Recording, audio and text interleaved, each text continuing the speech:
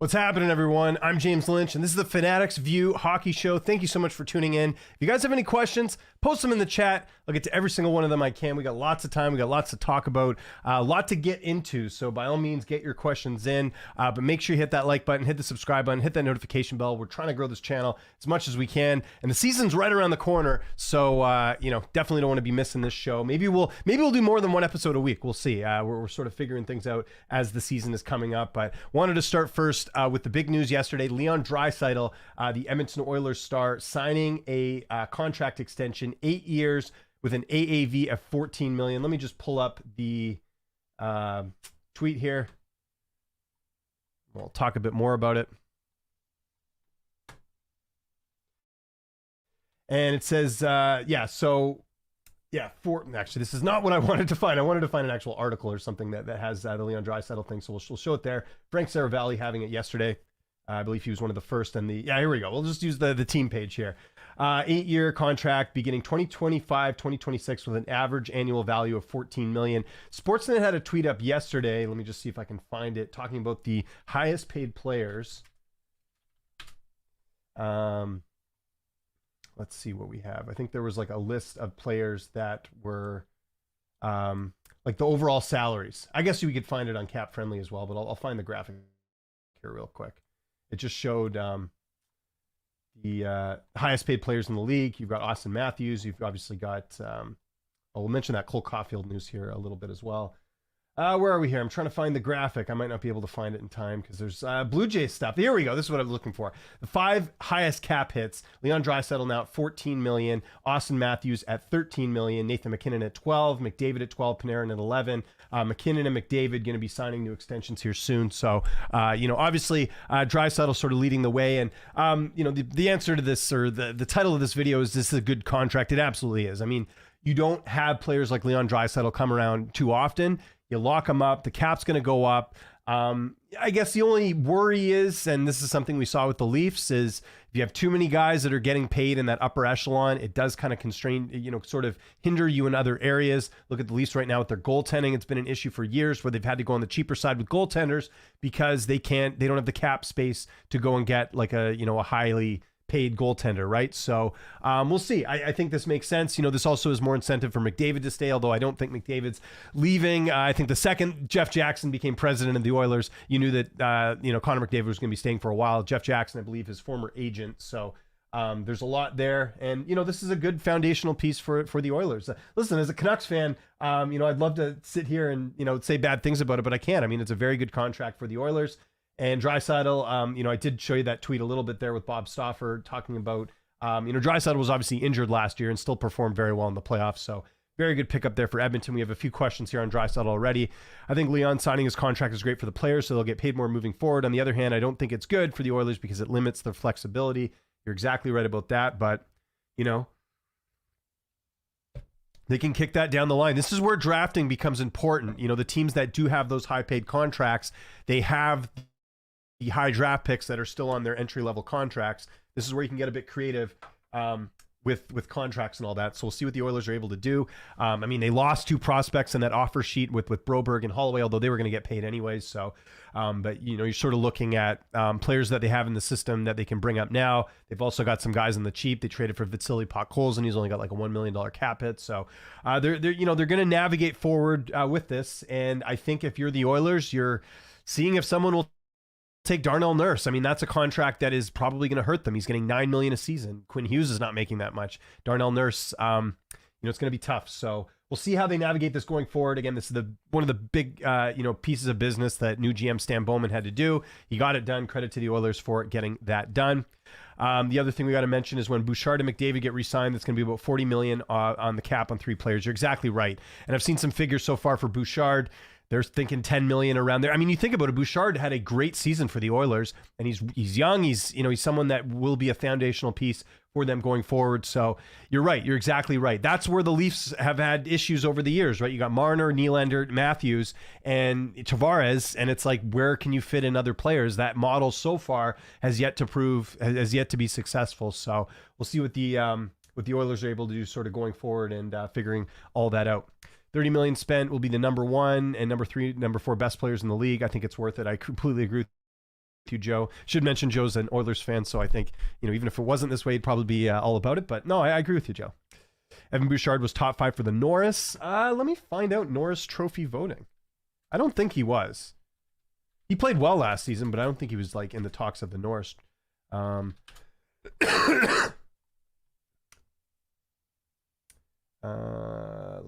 Let's see. Oh, we do have 2022-22. Okay, so we want 2024 awards voting, and they have the Hart. Okay, here we go. I didn't even know this site existed. Hockeyreference.com, guys. You got to check this out. It's pretty great. Lady Bing. What do we got? We want the Norris. Vezina, Calder, Norris. Bouchard. Yeah, he got 212 votes. Interesting. Not as good as Quinn Hughes, though, who clearly won. I didn't realize Hughes won by this much. 1864 compared to 1207 for Yossi. So, yeah, I got 200 votes. That's pretty good. Drew Doughty got 18 votes. I don't really agree with that. These are interesting. Now I have a new site that I can nerd out on when I need to kill some time. That's very interesting. The other thing I think about is, would you let any of those guys get over $1 million or $2 million when they sign somewhere in our division? Leon gets $15 million anywhere else. That's true. Yeah, that's a good point. I think the only other teams that... Oh, by the way, I got to fix this jersey back here. It's driving me nuts. Need to put this here. There we go. Get Quinn Hughes up there, looking a little bit better. Yeah, you're right. I mean, yeah, if he would have gone to another team, maybe he is getting paid a bit more, right? So that's definitely fair. Connor would get 20% of the cap on any other team. Imagine Connor and the Leafs. Well, Connor's going to get paid. Let's make no mistake about it, and he will get more than Leon Draisaitl. I mean, I've heard numbers of 16. I've heard numbers, higher than, like, you never know, right? Connor McDavid's arguably the best player on the planet right now. So, what's that worth to a franchise? I think it's you give him the bank. Simple as that. It goes Wayne, Mario, Connor, Leon. Not with you there. I like Leon Draisaitl. I think he's awesome. Is he one of the best players of all time? I don't know about that. Not yet. I mean, if we look at his overall stats, they're impressive. But how long's he been in the league for? I think it's a little too early to say that Draisaitl's one of the best, like with Mario and Wayne and stuff. He's had 300 points. Well, actually, sorry, he's had 500 point seasons. Just the one down year when he only played 56 games, getting 84. I think he's on pace to being that. I think it's a little bit early to say that he's in the same category as Mario and Connor and all these guys. I mean, Austin Matthews I would put ahead of Leon Draisaitl personally. In the news, the Oilers delayed the announcement from last Friday out of respect for Johnny Hockey. Yeah, we might as well get into that too. We got to talk about it. It sucks. Weird timing last week, right? We do the show last week with Troy. By the way, Troy, I don't know if you're still in the chat, but Troy did an awesome job last week. We're definitely going to get him on the show later this year when it comes to all things Columbus Blue Jackets. But we were just talking about the Blue Jackets and their offseason and how great it was that they were going to reunite Monahan and Johnny Gaudreau, and he's dead. I remember, so I'll take you through how I found out about this, and you guys let me know how you sort of found out. So Thursday night, I'm going camping on Friday with my family, and Thursday night, there was a couple rumors, on Twitter that there had been 2 cyclists killed in Salem, New Jersey, which is not, my understanding, it's not like a huge area. And there were reports that it was Gaudreau and his brother, and you're thinking, oh my God, let's hope it's not, right? And, I was sort of talking to some people in the know, and I was starting to hear that maybe it was him. Of course, you don't post any of that on social media like some people do. That gets you into trouble. But and then I woke up the next day and I saw all these messages and everything. And yeah, Gaudreau's passed. He was 31. He was on, I think, year 3 of his big deal with the Blue Jackets. I'll say it. I think the Blue Jackets, they've had some really bad luck for a franchise because they also had their goaltending prospect. I'm going to find his name here in a second, who passed away as well wasn't it the fireworks accident? Columbus goalie passed away. What was his name? Mattis, I'm not even going to bother pronouncing this, but there was a fireworks malfunction and the goalie passed away during a fireworks malfunction. Blue Jackets goaltending coach Manny Legacy. Yeah, I mean, life's short, and again, this was a guy, the person who killed them. It was him and his brother as well. His brother's a minor league player, Matthew Gaudreau. They were killed a couple days before their sister's wedding. That's why they were back in New Jersey. Just the whole thing's heartbreaking. It just, another reminder that life's short. Like, if you're stressing out about stuff, just know that the life can be taken away at any moment. And it's so tragic. And you see the outpouring of support from players. Cole Caulfield, I did reference it there, changing his number to Gaudreau's number for the season. Obviously, they were close playing in the U.S. system. So you see it there. Cole Caulfield going to wear number 13 in honor of Johnny Gaudreau. And just what a tragedy, because Gaudreau, one of the best American players ever. I mean, he was super fun to watch. Obviously, a couple of years in Columbus, but Calgary, I mean, you saw the people come out and support Gaudreau with what happened. And just really, really sad news. So I was saying this to a couple of friends of mine, like, I don't remember a tragedy of this magnitude in the NHL like previously. You had for example, Ray Emery, I remember a number of years ago, drowned, former Ottawa Senators and Flyers goaltender. You had obviously the very tragic situation years ago with Dan Snyder and Danny Heatley, where Heatley was driving the car and Schneider was killed and Heatley survived, and there was all that stuff. But like nothing like to this magnitude of a player that, was basically in the prime of his career. I even saw LeBron James tweeting about this last week. Like it's something that went beyond hockey. Even on our drive up camping, I was hearing regular, this 80s station I listened to on the radio. They were even talking about it. So it's really, really tragic. I mean, the hockey side of this, we do have to talk about it with Gaudreau, no longer with the team. They do have a ton of cap space. If we look at Puckpedia right now, I'm assuming they have updated this. I mean, you got to make a trade or something, because you just lost arguably one of your best players. They got $25 million in cap space now. So I would imagine they're going to make some moves. We talked about some of the prospects that the Blue Jackets have in the system. Is that going to be, and I think towards the start of the season, there's going to be teams in cap trouble as well too. So maybe you take advantage of, a team that's in cap trouble and try and pull something out of there. But I'm even just trying to think if this was a couple months ago, even like a Martin Netchus from Carolina, that might've been the move to try and get him out of Carolina, because he's a young guy. He's a foundational player that you could get. We know that he, wasn't too, or his father wasn't too happy about his playing time. That could have been an option for him there. But I'm just thinking around the league right now, are there any players right now? I mean, Laine obviously they just dealt him. I imagine they're going to make some sort of move, and it could be some move that's big, because how do you replace a Johnny Gaudreau? You won't be able to, but you could maybe get a player that's, strong and someone that can at least stop the bleeding a bit, because if you're looking at this team now, you've lost Laine, you lost Gaudreau. That's a huge blow to this team that they need to replace. Sorry, I missed your comment, Joe. Let me just see. Look at all the point percentage in the NHL playoffs. What do we got? I think I missed your comment. I'm not sure. Also, so Drew had one of the best seasons last year. You missed the comment before that about the playoffs. Point per game in the playoffs, Wayne, Mario, Leon. Oh, okay, gotcha. That's what you meant. Can't wait to hop on again. You can hop on whenever you want. I was actually thinking of reaching out to you today to get your thoughts on all this, because you'd know better than me sort of the impact of what this is going on in Columbus. But by all means, get your questions in, and we'll and I got to get you in my hockey pool this year. I was referencing this a couple weeks ago. I do this hockey pool where you have to draft a player from every team. I want to get some really hockey savvy people on that, because it'll just make it more fun. I'll explain more later if people don't know what I'm talking about. Troy was great. That was devastating, especially after watching that passionate fan like Troy. I know. Yeah, it was tough. My friend Anthony plays on a hockey team with Mike Grinnell's brother from Spitting Chicklets. He got the news very late at night and told me I had so much trouble sleeping. What a tragedy. Something else I should mention that kind of reminds me of this, but obviously was a lot different, was Luc Bourdon. So I just moved to Toronto in my 20s, and Bourdon, for those who don't know, Bourdon was a highly touted defensive prospect for the Vancouver Canucks. Fans loved him. They would chant him like Luke, like all this stuff when he was on the ice. And he was in a motorcycle accident. He died. When did Luc Bourdon die? How old was he? I think he was in his 20s.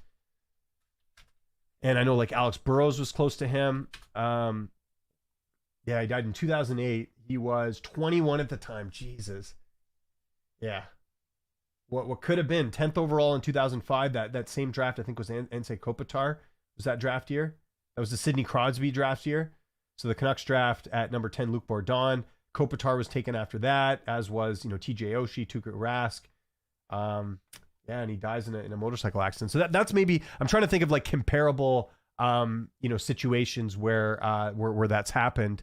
But yeah, this to me is the biggest one. I don't think anything's come close. Like a player in their prime passing away. I don't think that's happened in the NHL. Danny Heatley, that's right. I hate to even bring this up because it's so close to passing. Now the Blue Jackets. No, that's fine. We have to talk about it. We're we're coming up to almost a week that he passed. You have to look at the hockey side of this. 25 million in cap space. They got to, yeah, exactly. They got to figure something out there. So, like, I'm just trying to think, are there any players on teams, like any RFAs or like, you know, is there anyone like that you could pry away a contract and you could almost overpay them, right? Or any players that, you know, are looking for maybe a change of scenery that are, yeah, I don't know. It's a real, and for all this to happen just close to training camp is just extra tough.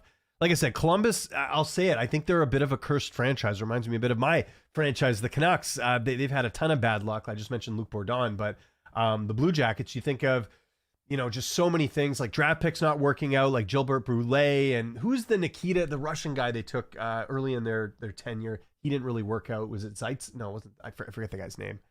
And then, yeah, you think of the tragedy with the goalie. You think of just, you know, coaching issues, like things just haven't worked out. They've got some bad luck. I hope it turns around. We were just talking last week about the structure, you know, the coaching staff. They got a good GM now. I hope things turn around. I hope this is, you know, something that uplifts the team as well, and they exceed expectations, kind of like what happened with Vegas their first year when they had the tragic shooting, and you saw that the team rallied, you know, around each other. I would hope the same would happen here with Columbus. Columbus should take on some bad contracts and get some picks to take them. That too, that would make sense. Yeah, that's kind of what you got to look at right now. Maybe the Oilers, you know, try and get rid of Darnell Nurse to a team like that. Seth Jones for Chicago.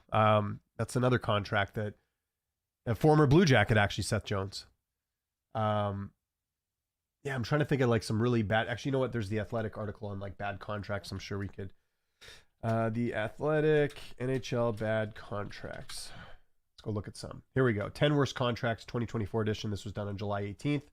We can have a quick look through this. I think this is fair to talk about at this point because you do have to look at the business side of the Blue Jackets, which is they've got to move on with the team. So Huberdeau, yeah, that might be one, right? Flames are rebuilding, and that was before Huberdeau had showed up, that they decided to rebuild. Stevenson just signed his contract. That's not good for Seattle. Tom Wilson, 30 years old, 6.5. Parenko from St. Louis, although they're going to need defensemen. I saw Torrey Krug's out for the season, it seems, so they're going to need him. What other contracts do they have? Severson is on their team. Scheifele? Maybe. Yeah, that would be a good replacement. Somewhat of a replacement. Winnipeg's in a bit of a weird spot. I don't really know what they're doing. They didn't do a ton in the offseason. Couturier, don't think he's getting traded, although 7.8 for Couturier. Yikes. Seth Jones, I mentioned him. Darnell Nurse, I mentioned him. Tyler Seguin. I mean, just to even have some veteran leadership in there. So Tyler Sagan's getting 9.9. Jesus. Dallas gets rid of that. I mean, actually, I hope that doesn't happen with Dallas because Dallas gets $9 million in cap space. They're going to do some damage. So, yeah, I mean, like I think like honestly, like I look at like a Scheifele, that could be a good move for them. Trade some prospects the other way. That could work. Leadership guy, right? So we'll see. I love fantasy hockey. Yeah. We'll talk closer to the date. I actually want to get that draft done like well before the season starts because I always feel like the NHL season kind of creeps up on us. Columbus should take on some bad contracts. Nurse, Huberdeau, it's a playmaking left winger. I think he would actually fit in for us, and I wouldn't mind buying low on him if Calgary would retain a portion of the contract. Well, they were just saying on the radio this morning, and I agree with them. Conroy, you haven't really seen him retain salary on any of the contracts. Like I think even did they retain on Markstrom? I don't think they did. Let me just see here. First round pick. Oh yeah, they're retaining 31.5% of Markstrom's contract, so they are retaining there. But in general, you haven't seen Conroy, do a lot of retaining on contracts. Where's Taylor Hall playing? Where is Taylor Hall? I don't even know. He was Chicago last year, right? He was injured. Taylor Hall, I'm pretty sure, is still under contract with the Blackhawks.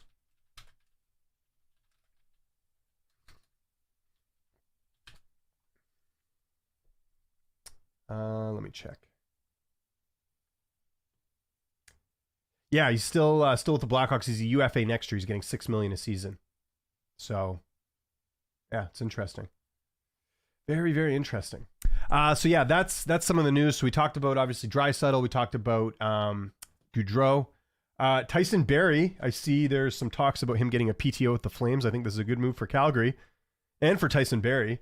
It's crazy. Like a couple seasons ago, he was like putting up some pretty good numbers.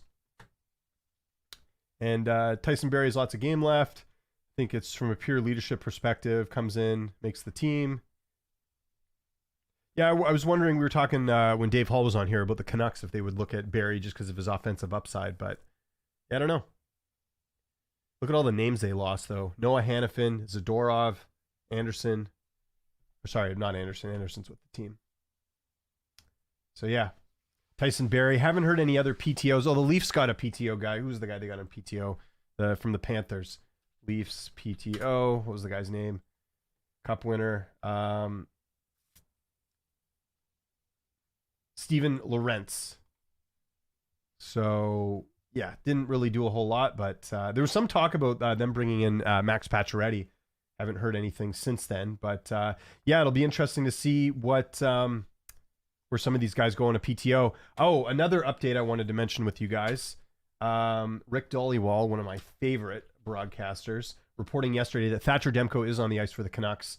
Yeah, so Ian McIntyre kind of picking up the slack here. Thatcher Demko's back on the ice. This is good news for the Canucks. Team not setting any preseason deadlines. Besides Lankinen, Antti Ranta is another goalie on the radar. I hope they don't get Ranta. He was awful last year for Carolina.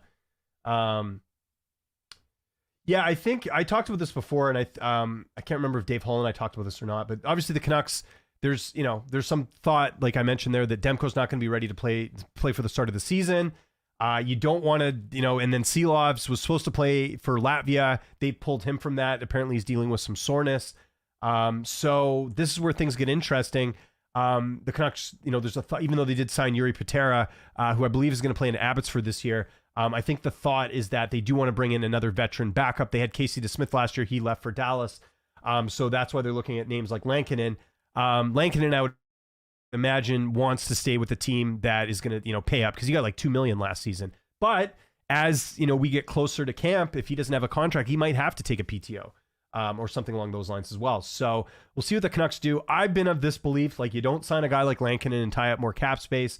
Canucks have had an absolute goalie graveyard of backup goaltenders that haven't worked out, starting with Braden Holtby and Yaroslav Halak and what's his name, Spencer Martin, Colin Delia. DeSmith was probably the best backup the Canucks have had in years. But what I mean is, I think they should wait until the season, because there's, like, for example, like Detroit, Buffalo, these are teams that have like too many goalies, so someone's going to get waived and you get them on the cheap. So I think the Canucks should wait for that and see what happens there. But out of all the options right now, Lankinen would be the one I'd want. It's just, you don't want to pay him. You don't want to pay like $2 million for a backup. It just doesn't make sense. If the Kings have another letdown season, I could see Adrian Kempe wanting out there. He's a good scoring right wing at his age. There you go. That's exactly what I'm talking about. Who are players that could possibly want to change the scenery for a variety of reasons, whether it's wanting to get paid more playing time. Yeah, Kempe could be an option. And yeah, I don't know about the Kings. We read that article a couple weeks ago in The Athletic talking about like the least confident in your front office, and LA was near the bottom. And I don't blame them. Like, they absolutely botched the Dubois trade. They don't have a goaltender. I know they have Darcy Kemper, but Darcy Kemper's not, what he used to be. And they're just the same team. Like, this team did not, like, who did they get? They got Warren Fogle and where's some other pickups there for the Kings. But I just, like, they're gonna, I don't see them as a playoff team at all. So let's look at who the Kings got. We'll go through their let's see. Yeah, here we go. So they got they got Tanner Jeannot as well, but although Jeannot didn't really work out for Tampa, right? So they got Fogle, Tanner Jeannot, Joel Edmondson, and Darcy Kemper.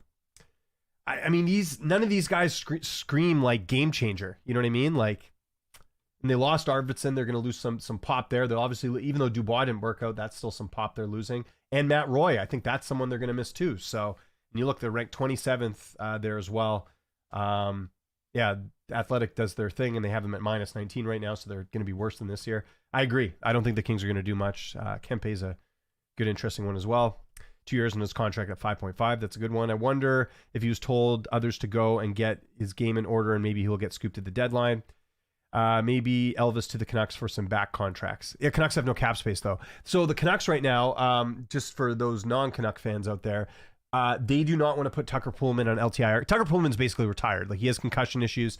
He's not going to play another game in the NHL. But obviously they still have his contract, and he's not going to retire. Otherwise, he's not going to get paid. So it's the same thing would happen with Michael Furlan when he was with the Canucks. Like, same deal. He was on LTIR. Canucks have been on LTIR hell for years because of Furlan, now because of Pullman. So the whole thing is they don't want to put him on LTIR because you accumulate cap space throughout the season.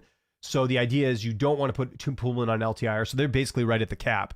So yeah, if they want Elvis, sure, but they'd have to trade someone out, and I don't think the Canucks are willing to do that. Like, who do you even trade off the roster right now?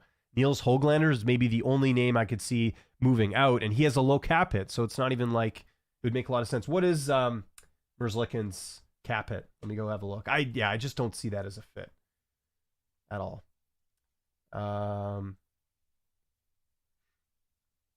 Yeah, he's 5.4. There's no way the Canucks can afford him. And you don't want a 5.4 backup, even if they retain salary. Let's say you retain like a little bit, you're still going to be paying a couple million. You might as well just get Lankinen for that price. Did Taves retire? Not officially. I think he's hoping to come back. Well, actually, no. I think he's had long COVID. That's his thing. It's like the same thing what happened with Brandon Sutter. So I think by all accounts he has retired, but I think he's not officially saying it because I think he's still under contract too. I think that's part of it as well. Or maybe he isn't. Let me double check. Or no, he is. Yeah, he's on LTIR, I think. No, he's not. Okay, so he's off. So what's going on here then? Or did Taves retire? Am I losing my mind? Jonathan Toews retired. He's not officially retired. He's still an unrestricted free agent who announced after the 2023 season he was taking the season off to focus on his health. Long COVID wiped out his 2021 season. It's limited to 53 games. So here we go. Yeah, I was wondering about that too. I thought maybe it was one of those situations where we wanted to get paid. Like, isn't like Shea Weber still collecting money from like Tampa Bay or something? Or Utah? I can't remember. One of those teams is getting that as well. Cassian retired too. Zach Cassian. Kings are run by Kopitar and Drew. They are still choked by the John Quick trade. Probably, yeah. Well, I mean, Quick had to move on anyways, but yeah. Not shocking, the LA Kings fans do not trust their front office because they traded away Brock Faber not too long ago. Faber was in the Fiala deal, was he not? I believe he was, if I'm not mistaken.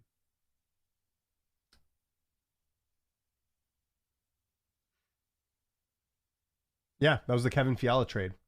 And a first-round pick. Yikes. I would say in about 3 years ago, they were considered the best prospect pool. They were. I remember people making comparisons to the Canucks because right about the same time the Canucks were kind of like needing to do a rebuild, the Kings actually did kind of do a rebuild. Remember, they got rid of a bunch of guys. They had like Tyler Toffoli, Alex Martinez. Who else was on that old team that they had with the Kings? They were just trading everyone. And then they were kind of doing like this rebuild thing. And then it just never worked out. They're sort of a middling team. And now the Canucks, like, if you ask me who's got the better team right now, it's the Canucks by far. Warren Foegele isn't that good. His numbers were inflated by the ice time with Leon. Yeah, we'll find out. Some guys play better. You never know. Like, in certain roles, like again, like OEL played really well for Florida last year because he was in a sheltered role. With the Canucks, they were expecting him to be like a top 4D, and it just didn't work out. So depending on the situation, we'll have to see. We'll see if Foegele was carried. By the way, speaking of ex-Oilers who are having a hard time, how about Kyler Yamamoto? He's still an unrestricted free agent. I was looking him up. What happened? He leaves the Oilers, goes to Seattle, then he goes to Detroit. Detroit like buys him out. Like, that's not good. And Detroit's a non-playoff team, and you're buying him out. So he's another guy that I do wonder about a bit. I think we still have the list of the PTOs. I'll go look that up. I love PTOs. That's like one of my favorite parts of the summer, like seeing which players like end up with who. I always remember like the Canucks like getting certain guys for like PTOs and it not working out. Where are we here?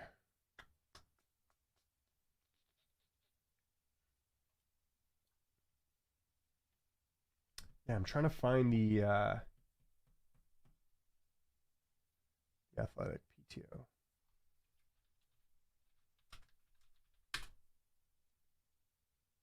Players still available. There we go. This is what I'm looking for. So who's still on the board here? Okay, so yeah, let's go through this list. I think we went through this last week too, but worth mentioning again here as well. So here's still available. Max Pacioretty. He's had a lot of injuries, but he could be like a veteran leadership guy for certain teams. Tyler Johnson, pride of Spokane, Washington, still not signed. I wonder if the Kraken look at him just because he's a hometown guy.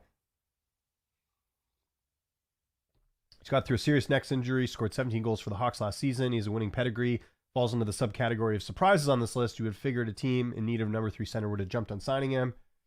Jets seem like a decent spot, or the Sabres. I also realized that is Jeremy Swayman, is he a UFA this year for Boston?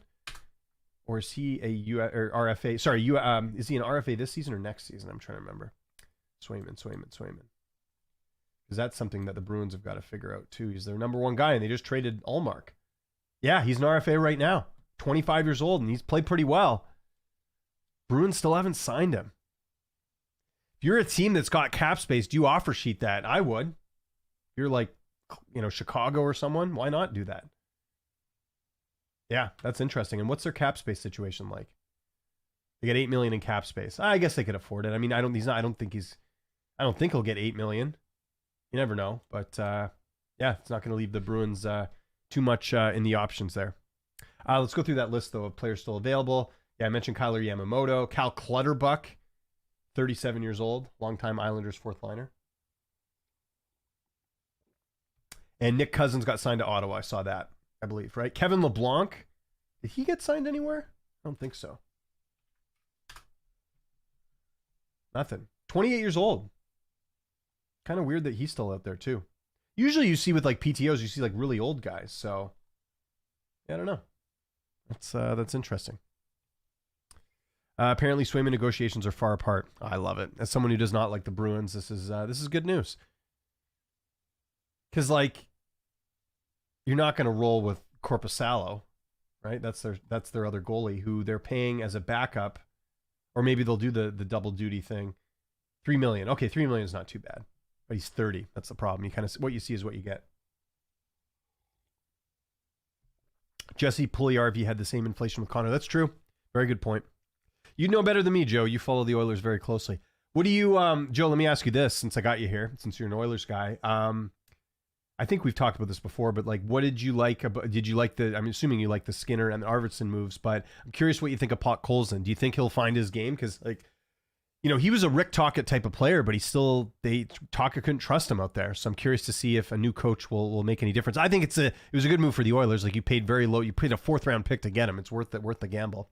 Problem with Yamo is he cannot break through defense, too small. Yeah, he is pretty small. He's not like a Martin St. Louis. Kyler and Charlie Johnson trained together in Spokane. I think it was Tyler's mom or dad, that skating coach. Both guys Theo Fleury's size. Well, Johnson, though, has like you said, the winning pedigree. But, small guys these days. I don't know, not getting a lot of love. We'll see if they get signed, or they're, maybe they go to the KHL. Wasn't, I heard that from, was it Tony DeAngelo? There's someone I heard that got a KHL offer that they're kind of mulling. I think it was Tony DeAngelo, because I think he's still a free agent right now. Or is he signed? I don't know. I can't remember.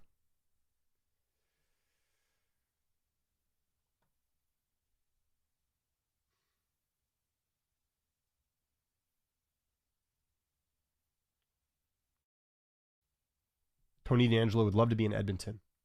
Sure he would. Also 28 years old. So, yeah, it's kind of interesting. What else we got NHL news-wise? Let's get to some more things. Everyone, keep your questions coming. Always appreciate hearing from you guys.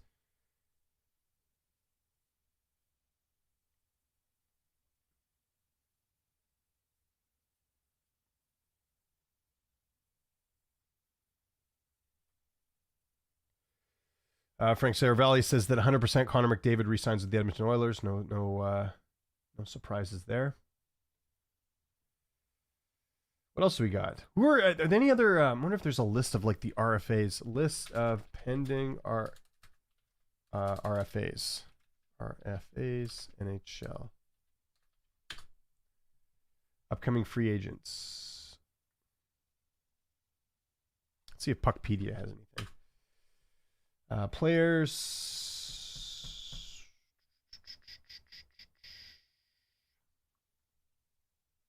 Well, they got the UFAs. What about the RFAs? They don't have the RFAs? No. Here's the UFAs right now. Whoops. Oh, here we go. Dashboard. Let's find this out. Current contract details. AV. AV. 2024. Oh, here we go. God bless Puckpedia. Let's go have a look together. We'll go through this together and see what we got. Puckpedia dashboard. These are the UFAs that are out there. Pavelski's kind of retired. James Van Riemsdyk's another one out there. Wonder if he's got something left. Justin Schultz. That was the name I was thinking of, not D'Angelo. Justin Schultz apparently has some offers from the KHL. Surprised the Penguins aren't circling back on him. He used to play for the Penguins. You'd get him on the cheap, I would assume. Like, he's not going to get $3 million. That might be going Kevin Shattenkirk, Mike Hoffman, Pacioretty. Some of these names. This is more of what you expect from the PTOs because these are older guys. Blake Wheeler, Kyle Pokso, Jacob Silverberg, Andrew Cogliano. Man, that's a name I haven't heard in a while. Jeff Carter. I think Carter retired. Nylander got picked up by the Leafs, I believe. Kudalik. D'Angelo, yep. Chris Tierney. Zach Parise, Sam Gagner. These are all like big names back in the day. Giordano, I thought, retired. He hasn't played in a while. Travis Dermott. Yeah. I think some of these got to get figured out. Now let's look at the RFAs. Lucas Raymond isn't signed. Ooh, interesting. And the same with Morris Sider. You don't want to let this get closer to training camp. Thomas Harley for the Stars. Cole Perfretti. Actually, I thought Cole signed, no? They'd know better than me. Yeah, still nothing. Nick Robinson, I heard they're kind of far apart. Dawson Mercier. It's another big name. Peyton Krebs. That's about it. The rest of these names I'm not too familiar with, other than Jeremy Swayman. So yeah, not a huge list, but still 20 players. Something to keep an eye on. Henrique, Skinner, and Artie are already huge for the Oilers. I don't know much about Pod. He's basically a Holloway replacement. Yeah, and like I said, I think it was worth the risk because you paid next to nothing. It's like when the Canucks got, what's the guy's name from the Rangers who's a former first overall pick or first round pick, the Russian guy. They traded like a 5th round pick for him. I forget the guy's name. Victor something. Anyways, drawing a blank right now. Canucks trade 4th round pick to the Rangers for no, who was it? No.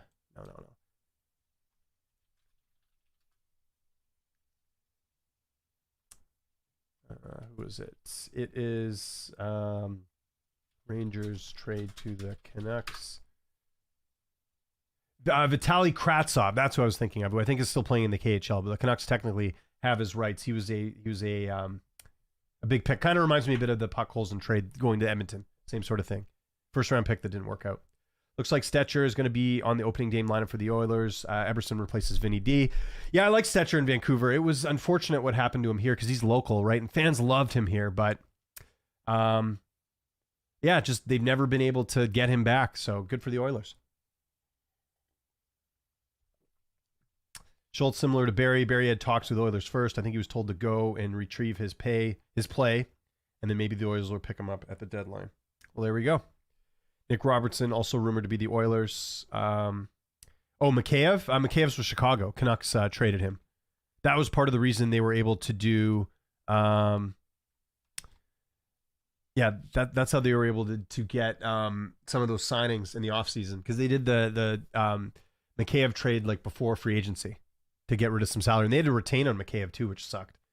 It's too bad. That whole situation with Mikheyev was kind of a disaster. They signed him and Kuzmenko that one summer. Of course, Mikheyev gets injured early in the season, has the groin injury, plays through it, which looking back, they probably should have just got that taken care of right away. It probably would take him longer. And then Kuzmenko had that like amazing season. And then Rick Tocchet came in and he's like, you can't play defense. So they traded Kuzmenko. That's why like people, I always see Flames fan being like, oh, Flames totally won that trade with the Lindholm trade. I mean, in hindsight, they kind of did because Lindholm never ended up re-signing, but Kuzmenko was a healthy scratch, like, and he was like a $5 million cap hit, so getting rid of him was fine. Like, that was a good move for the Canucks as opposed to a $5 million guy sitting on the bench.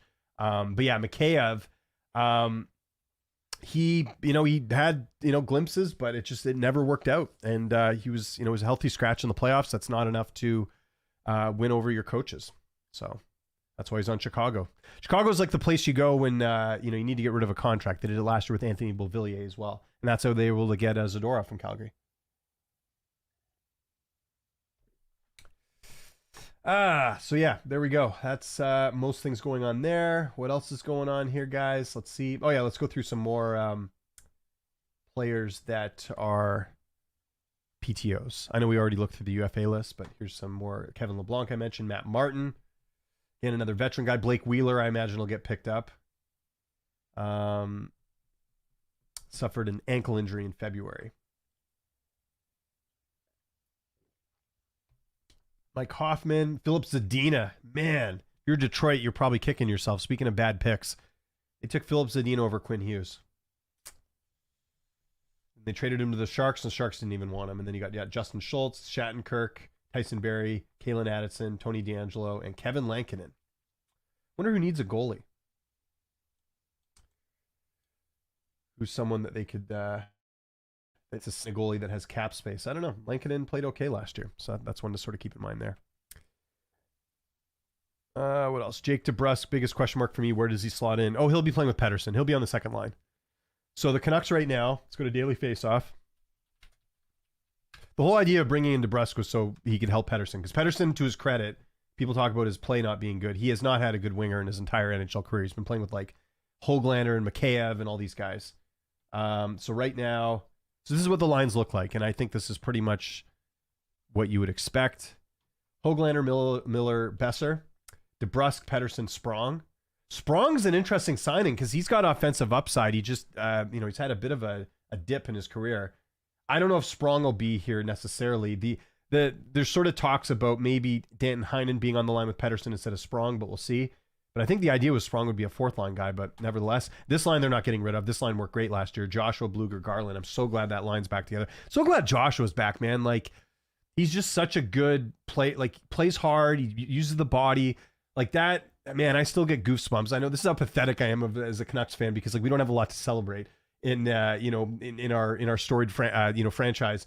But going back and watching those Nashville highlights last year when he scored against Nashville, that was so cool. Like seeing how pumped up he was. I'm so glad that Joshua's back. And considering the number they got him at, he's a bargain. Like you look at some of the contracts that went out on July 1st, he ended up taking a really good deal with the Canucks. So yeah, really excited about that line. And look at this, Pius Suter on your fourth line. Like he's a good center. Like he's another guy that could move up the lineup a bit.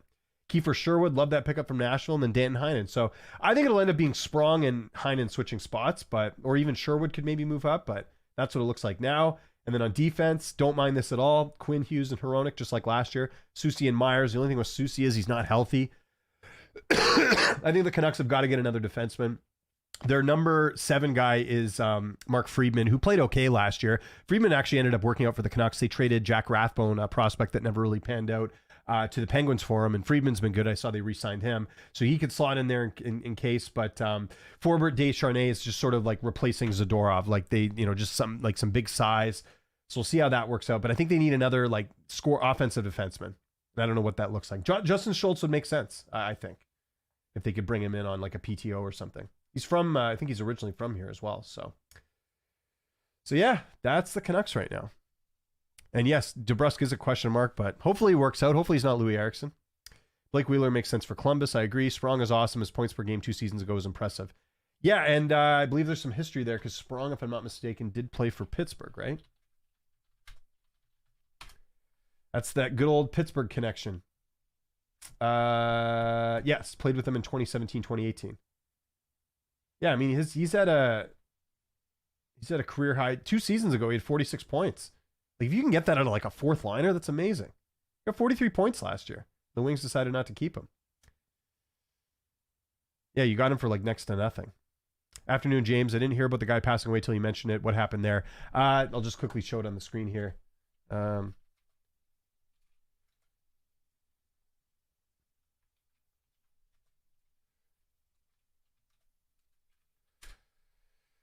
Um,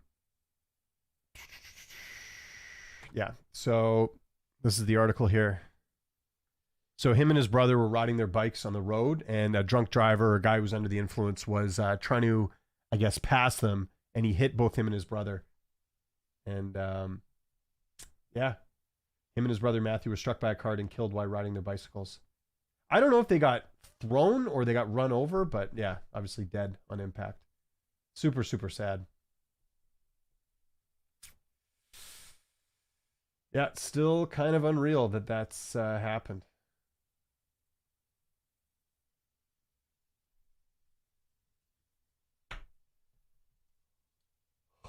So sad, man. 31 years old. All right, let's get a few more questions, guys, and then we'll wrap things up here. We always do the show a little bit shorter. Next week, maybe I'll get a guest. We'll see. Kind of was disorganized this week because of the long weekend. Came back Monday, and then been hitting the ground running. I watched a lot of Nashville last year. I had Evangelista and Novak. Those two can really play. Novak reminds me of Nugget, Nugent Hopkins. Those guys, get those guys in your pool. Well, that's the cool thing about this pool we do is that, so how it works is, let's say, we do like a random draft, like 1 to 10. You select your goalies first, and you can't pick the same goalie as someone else. So let's say I pick, I don't know, Sorokin, and then someone else picks Thatcher Demko. And then like you go in and you pick your 3 goaltenders, and then you get like a certain amount of points for wins, certain amount of points for shutout. Then you go to the players. So this is how it works. Let's say I get the first overall pick. Okay, I take Connor McDavid. Okay, you have the second overall pick. You take Leon Draisaitl. You have the third overall pick. Okay, you take, I don't know, Nugent Hopkins. Okay, and so on and so on. So however many people in the draft, they have to take a player off the Oilers, and you can't take the same player as someone else. Now let's say it's your turn, right? You then pick a player from a team, and then we have to draft players from that team. So that's where it gets interesting. And there's a bit of strategy involved in the sense of, like, it's almost better sometimes if you get like a later pick to take a crappy team and pick a good player off the crappy team. Like, for example, if you wanted to take, like, I don't know, Chicago, and you take Connor Bedard, like looking down the roster of Chicago right now, if we were to look on here and you had like a late pick on Chicago, I mean, let's look at the roster right now. And again, you get points for goals, assists, all that stuff. But why can't I find Chicago? Okay, here we go. Here's Chicago. Okay, so if you look at the full roster breakdown of Chicago right now, so let's say you're in this draft. You take Connor Bedard, okay? Then you have, okay, maybe you take Taylor Hall. Person who has second takes Taylor Hall. Then someone takes Bertuzzi. Then someone takes Teravainen. Then as this goes down, you're having to pick like, Craig Smith or someone like that, or maybe you're taking a defenseman. Oh, I didn't know they signed Alex Martinez. That was a good pickup for them. TJ, like you might have to take like a TJ Brody. So kind of that's how it works is like you have to draft a player from every team. So like I said, if you're picking on a crappy team, you're not going to get, it's going to be slim pickings. And this is where the hockey knowledge comes in. Maybe you can, pick up someone that, maybe didn't have good points last year, but you think has potential. So it's a fun draft. My friend's done the format, but this year I'm going to do my own version of the pool. Like run it myself. But I got this idea from a friend of mine, and we've been doing this pool for like a decade. It's so much fun. Is Columbus off-season? They're running Babcock this year. Oh yeah, I completely forgot about Babcock. Yeah, you're right. So yeah, we talked about that earlier. I think that just a franchise they're cursed. You look at Babcock, you look at the goaltender that passed away a couple of years ago with the fireworks accident. You look at some of their drafts picks that haven't panned out, like Gilbert Brule. Yeah, Columbus is not it hasn't been easy on Columbus fans for sure. Drunk driver killed an NFL player this year. The guy was in his early 20s. Did he? Maybe I missed that. Done those drafts before, a little different. You could pick off any team anytime, but you need one from each team. We did 25 players. Yeah, this one I like because, like, there's some real strategy involved with, do I pick a player that's going to score well, or do I pick a good player off a bad team, and then I'm not stuck with a bad player on a bad team come that time. We excluded the bottom 7 teams from contention. Yeah, see, we do every single team, which is cool. Takes a while, though. But that's where you got to have a good commissioner that can kind of get things moving, right? So, get like 2 more questions, guys. Then we'll wrap this one up a little bit early today. Got to get a doctor's appointment today. As you guys know, I don't know if it's bronchitis or whatever. I've had something for the last month, basically, and I feel like I'm getting better, but it's hard to book doctor's appointments here in Canada, so I had to wait like a week. But I'm going to go see the doctor today. Hopefully, he can figure out what's going on. It could be allergies. Who knows? But I've had a cough for a while, and it's not fun. So I would agree with that. Da, da, da.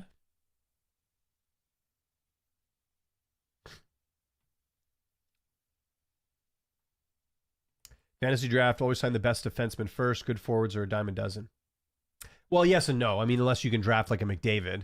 Like I think my strategy, hate to reveal my strategy here, but if you get a high pick in any hockey draft, you take like your McDavids, your Matthews, like you take one of those guys first. But yes, I would agree with you. Look at offensive defensemen that can score, because you're right. Like there's a huge drop off at a certain point. So you're 100% right about that.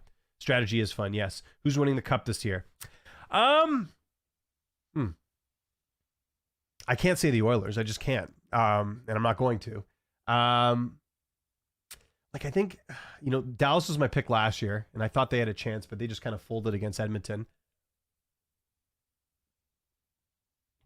Florida has always got a shot, obviously with them winning last year, but it's going to be tough. Tampa Bay might be one to keep an eye on, because I really do think getting a guy like Jake Getzel is a game changer, although they lost Stamkos too. So it's like, add some, subtract some. I forget who I said. Someone asked me this a few weeks ago, and it's probably going to change every week. I mean, the Rangers on paper should be good, but again, they just, they folded against the Panthers. That didn't look good. I don't think the Knights are going to be good. I'll go with the Avs are always a question mark. Jets didn't get better. Yeah, I don't know. That's a tough one. I really don't know. Yeah, the Hurricanes, like, again, they had Jake Getzel and they lost Jake Getzel, didn't really replace him in the playoffs. I'm